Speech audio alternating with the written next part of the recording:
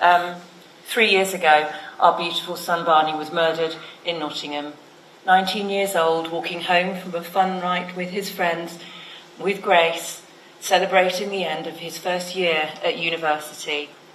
His life was stolen in a moment because the systems that should have protected him failed completely, and a monster was left at large in the shadows to stalk his prey. For months we've sat through the statutory public inquiry and watched the evidence unfold. It's been brutal, bruising and harrowing beyond measure, but it was so very necessary. Just look at what it has uncovered. Every single agency failed. Every single one, without exception. This wasn't bad luck or an exception in Nottingham. It was a catastrophic collapse of responsibility. There is also the undoubted miscarriage of justice that must now be addressed. Valdo Calocane got away with murder. He took 3 innocent lives, tried to take 3 more, and the system let him plead to manslaughter. We cannot let this stand. There must be immediate recourse. The sentencing, the charging decisions, the entire handling of the case needs urgent independent re-examination.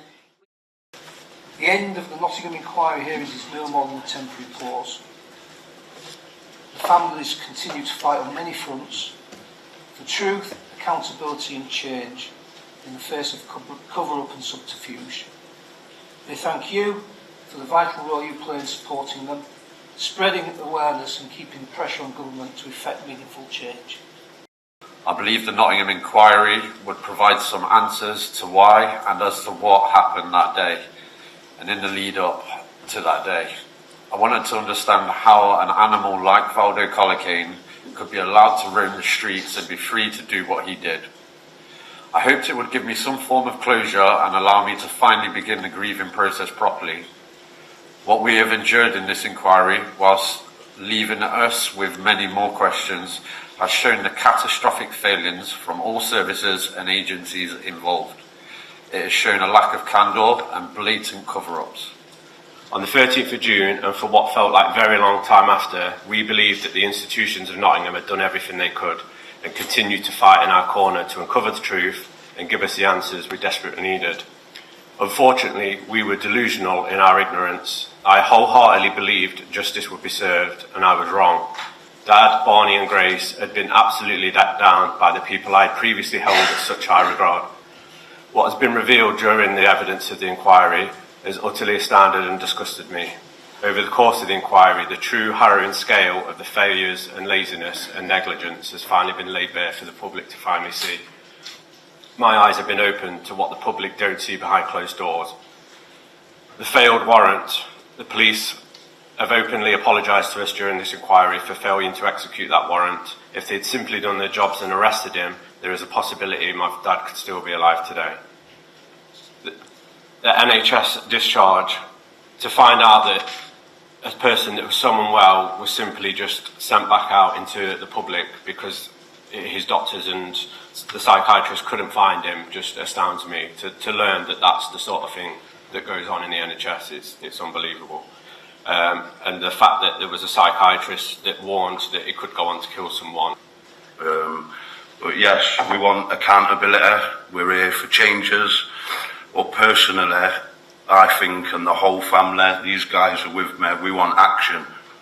We want action against these public servants that on the 13th of June 2023, when it changed all of our lives. For months we've sat through the statutory public inquiry and watched the evidence unfold. It's been brutal, bruising and harrowing beyond measure, but it was so very necessary. Just look at what it has uncovered. Every single agency failed. Every single one, without exception. Mental health services failed to treat and manage. Police repeatedly failed to act. Agencies didn't talk. Individuals chose to look the other way. Warnings were ignored. People chose not to care or be curious. And the fear of stigma and bias was placed above safety and duty. And when it went wrong, too many closed ranks instead of owning their mistakes.